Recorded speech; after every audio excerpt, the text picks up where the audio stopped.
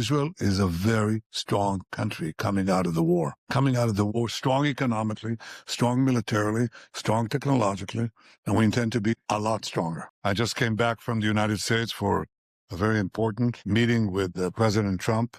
Obviously, the focus was on Iran. The president is determined to exhaust the possibilities of achieving a deal which he believes can be achieved now because of the circumstances that have been created, the force projection, and the fact that, as he says, Iran must surely understand that they missed out last time, and he thinks there's a serious probability that they won't miss out this time. I will not hide from you that I express my skepticism of any deal with Iran because, frankly, Iran is reliable on one thing. They lie and they cheat. But I said that if a deal is to be reached, it should have several components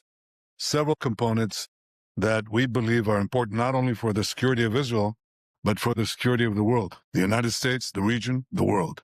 The first is that all enriched material has to leave Iran. The second is that there shall be no enrichment capability, not stopping the enrichment process, but dismantle the equipment and the infrastructure that allows you to enrich in the first place. And the third is to deal also with the questions of ballistic missiles. There's an MTCR limitation of 300 kilometers, and Iran is supposed to adhere to it. Of course it doesn't.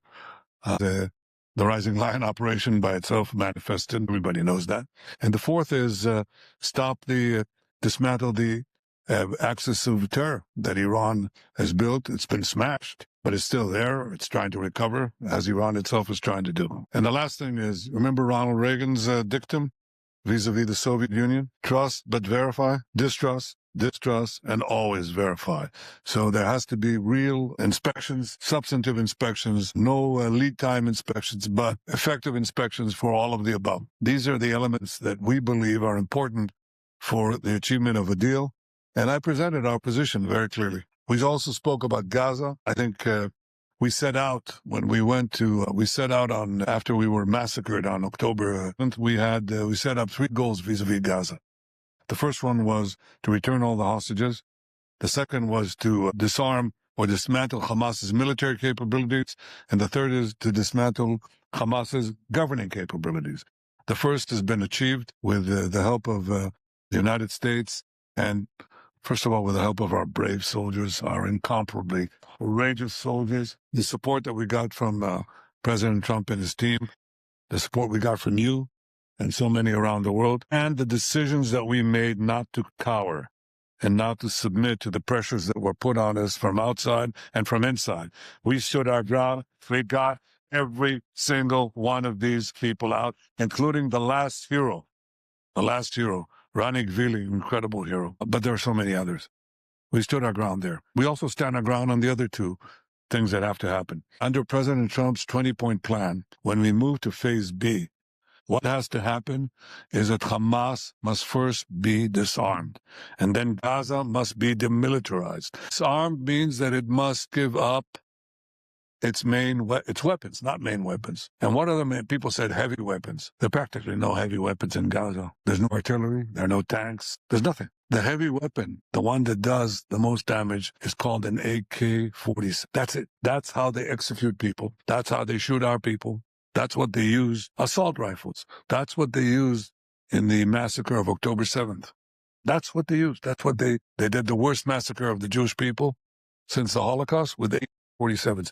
60,000 of them, they have to go outside. Obviously, RPGs, rockets, and so on. But that's the main weapon, and that has to go. So first, disarm Hamas, and second, demilitarize Gaza. What does that mean? They still have tunnels there. We dismantled about 150 kilometers of 500 kilometers of tunnels. You have to complete the job. That means also that you can't hide weapons labs or other facilities that they use to rearm themselves, regroup, and reform, which they're trying to do. We're giving the president's plan a chance. And he put it very succinctly. He said, it can be done the easy way or it can be done the hard way. We hope that it'll be done the easy way because we know the ravages of war. We know what it means to lose people. We know the human cost of war. But that goal has to be achieved one way or the other. And one way or the other, it will be achieved. In the meantime, when there's a ceasefire, it doesn't mean that we're We can't do anything. They attack us, including yesterday and today. We killed 13 terrorists. We act in response. We don't wait. We just do. They don't have a free reign, but we are giving them the time, giving the ISF, the International Security Force, and the President's Board of Peace and the various groups, various bodies that are under it, giving them the opportunity to try to do it the easy way. Again, we shall see, and it will be done. Gaza will not pose a threat ever again to the state of Israel. Obviously, we have other fronts. The most important one is the front of vilification to the Jewish state and the Jewish people and the rampant antisemitism, which I'll talk about in a minute. But I want to bring to your attention what is happening, because you will not know it. If you turn on the television stations and so on, depends which, of course, you wouldn't know what is happening here. The most important thing that is happening is that people are coming to us. Nations are coming to us. Companies are coming to us. Enormous economic powers are coming to us. Israel has been ranked by The Economist, not a particular fan of me or the state of Israel in recent years, but it ranked the Israeli economy among the 3 most vibrant economies in the world just now. Now, this comes after 2 years of war. 2 years. It's our longest war. It's even longer than the War of Independence. 2 years of being savaged in the international media and so on, in the UN and all these associated bodies. Our economy is growing rapidly. Our stock market is at an all-time high. The shekel versus the dollar is at almost at a 30-year high. Inflation is going down. There's very little of it. Interest rates have gone down. Not enough. More. But it's at 4% now. It'll go down further. And the investments in Israel are huge. Now, why is that happening? 1, because we run the economy responsibly. We know how to do that. 2, because we have the war showed the prowess of Israel, the enormous capacities here, the high-tech, deep-tech capabilities that astonish the world. That is not only in the military field. It has immediate consequences in the civilian field, and people understand it, so they come here. Now, as said, countries come here. Chancellor of Germany was here at his initiative. We'd like to talk to about our defense industry, in which they want to invest a very, very large amount of money. Who's coming here next week? Narendra Modi. Tremendous alliance between Israel and India, and we are going to discuss all sorts of cooperation. Now, India is not a small country. It has 1.5 billion people. In India, Israel is enormously popular. Enormously popular. Did you know that? Yeah, you do. Good. I'm glad you know it. But I want all of you to know it. And there are other countries that are coming to us, one after the other. There's been a change, as you know, in Latin America. You know, the first one, obviously, is the constancy of some of our friends. Argentina, among them, a tremendous friend, and deserves tremendous applause. But there are others. There's Ecuador and Paraguay and Bolivia and so on. I think there are about 7 countries right now, and I'm remiss in not calling their names, but the number is growing all the time. Chile, any more? Oh, come on, tell me. What? Thank you. Others? Honduras. Yes. So have I left out anyone? That's not a Latin American country. Yes. Well, there are more. There are more in Asia than you could possibly believe. And some of them are reticent about it. Some of them are less reticent. Some of them are open about it. They're coming because Israel is a powerful engine. It's a juggernaut on innovation and technology that is changing the world. About 10 years ago, I said that Israel will be among the top 3 cyber powers in the world. I was wrong. Well, I was right, but it's number 2. Israel, tiny Israel, 10 million people, receives more foreign investments in cyber tech than any other country in the world except the United States. I'm talking about absolute numbers. That's what we did in 10 years. Guess what? We're going to do exactly the same thing in AI. We just signed a major agreement with the United States on AI cooperation.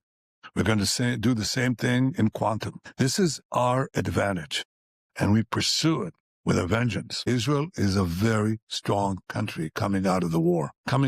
Strong economically, strong militarily, strong technologically, and we intend to be a lot stronger. Now, why am I telling you this? Because I believe, oh, and by the way, the United States just issued a Security Council memorandum, and it described its vision of regional alliances and anchor countries, and it called Israel, the model ally. The model ally.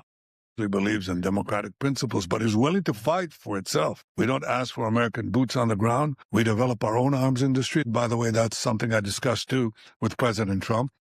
with deep appreciation for American support given over the years by both parties, both sides of the aisle, for Israel's military assistance. But I said, just as I said when I was first elected in 1996, first time I was elected, I said, we have come of age economically, or we will reform our economy with free market principles, so we don't really need, we can afford to give up over a phased period the economic aid that we were receiving at the time, which was financial aid, which was $1.2 billion. That was a lot of money in those days. Our GDP per capita at the time was $17,000. It's going to be very soon $65,000 per capita. And in 10 years, we'll have a $1 trillion economy. Now, that's not a huge economy, but it's not a small economy either. So we can afford to phase out the financial component of the military aid that we're receiving. And I propose a 10-year drawdown to zero. Now, in the 3 years that remain in the present memorandum of understanding, and another 7 years, draw it down to zero. Israel will support itself and does, just as we fight for ourselves. At the same time, we want to move with the United States from aid to partnership, because we have phenomenally gifted technologists and developers of all sorts of defense systems. And we share it with our friend, the irreplaceable friend of the United States. But we want to have now joint investments. We put in one part, they put in equal part, and we share the fruits. But our goal is to build an independent arms industry in Israel. I think the entire world understands what kind of world we enter, and that's something that we intend to do. I'm saying all this about our capacity to defend ourselves, our strength, because it relates to the last point that I want to make to you. I think people are probably shocked by the waves of anti-Semitism that are sweeping those societies, free societies, the United States, Europe, Australia, where we had the tragedy on the Bondi Beach and elsewhere, and in America itself. And that is indeed shocking. Well, it isn't necessarily shocking if you see the cycles of anti-Semitism throughout the ages. Yes, anti-Semitism had a brief respite. It did. Respite after World War II, after the Holocaust, but it came back. It was quite prominent before World War II. No one here is old enough to have known Father Coughlin. Do you know who Father Coughlin was? Do you want to describe to them who Father Coughlin was? Yeah. Okay, so some of you are old enough. Well, he was an isolationist, he was a rabid anti-Semite, and so on. And of course, World War II, it was enormously powerful. And then came World War II, and we know the rest, and now it's rearing its putrid and ugly head again. Okay, it is. But if you look at the course of Jewish history, then what you see is that this was a fairly constant phenomenon. I mean, once we had lost our land, once we were scattered among the nations, we were ready prey. We were ready prey. And eventually, when there was societal change, the Jews always were blamed. And we were blamed in antiquity, 500 years before the birth of Christ. People don't know about the Hellenistic anti-Semitism that was here in the diaspora. And then what happened in the Middle Ages, you are familiar with, and it happened in modern times. And these attacks on the Jews were always preceded by vilification, horrible vilifications that even so-called civilized and educated people adhere to. The Jews poisoned the wells, the Jews spread vermin, the Jews slaughter Christian children to use their blood for baking matzahs. And this goes into modern times. The Nazis basically said the same thing. And all these vituperations, all these slanders were always accompanied eventually by either exile or pogroms or mass murder. That's what happened to the Jews, one country after the other, into modern times. I think the great change in Jewish history was brought about by the great change in Jewish history, which Herzl saw very clearly, was that when the Jews have their own independent state, they will have the independent power to roll back the physical attacks against us. We suffered during the diaspora from two things that converged and created enormous and repeated tragedy. We were at once prominent and weak. And when you are both prominent and weak, you invite a human quality that happens between individuals, but also between nations. It's called envy. And when you envy someone and you can attack them, then you do. And that is essentially the story of the Jew. It's a simplification of anti-Semitism, but it tells you a great deal of what underpinned it. Well, with the rise of Israel, the Jewish state is definitely prominent, but it is no longer weak. On October 7th, they thought they'd do a Holocaust on us. That was the goal. If they could get away with it, they'd murder every last person, every last woman, child, infant that they could. which is what they did. But we rolled them back after day one with horrible consequences. We lost 1,200 innocent people. In the Holocaust, October 7th happened every day, 5,000 times. We don't let a day of such tragedy go by. We rolled back our enemies. We're in the process of destroying the remainder of that terror axis. We can fight back. And countries are coming to us because we have that strength. And I submit to you that that strength is something that we have to display in every country, in Australia, in Europe, in the United States, everywhere. I say to you in front of these vilifications, do not cower, do not bend, do not bow your head, fight back. Because people respect those who respect themselves. And the minorities that fought back, whether it's the blacks or the gays or women, they fought back. And what we have to do as Jews, both here in Israel and in the various Jewish communities around the world, beginning with the United States, is to fight back. Silence will not help. Looking askance will not help. Fight back. That's what I tell you. That's what I tell young Jewish students that I meet. I'm very proud of them. When I meet them, I see that they have this inner fire, but it must be a policy. We fight back. There's going to be a media war. There's a digital war. Yes, I know all of that. And we're going to fight it together. But the most important thing is that you are willing, God, I hate to borrow this phrase, fight, fight, fight. You have to fight back. The first requirement to defeat anti-Semitism is to fight anti-Semitism. It's the only way. There's no other way. We do so, obviously, on the battlefield and the physical manifestations of those who want to slaughter us. And we're very successful in, but we have to do it on the information level or the disinformation level as well. And I guarantee you that if we do so, the Jewish future, as you see in this remarkable state, the Jewish state, the state of our people, will have a remarkable future. Thank you for your consistent, unqualified, unfettered support. Thank you, dear friends, and we'll see you next year in Jerusalem. Thank you very much. If you have a 401k or an IRA, please listen. Gold is at record highs. What many people don't know is this: you can move part of your retirement money legally and without tax penalties into physical gold you actually own. Alpha Omega Gold helps you do this through a gold IRA. Your gold is real. It is stored safely. It is in your name.